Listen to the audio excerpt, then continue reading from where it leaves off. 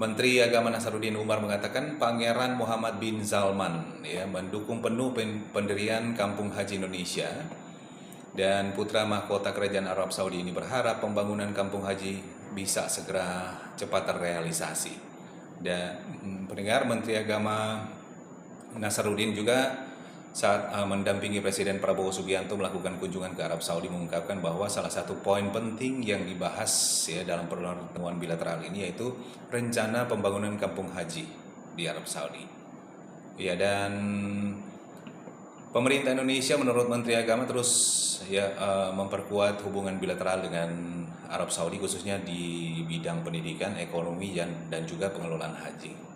Upaya ini tercetus dalam pertemuan Presiden Prabowo bersama dengan Pangeran Mohammed bin Salman di Arab Saudi.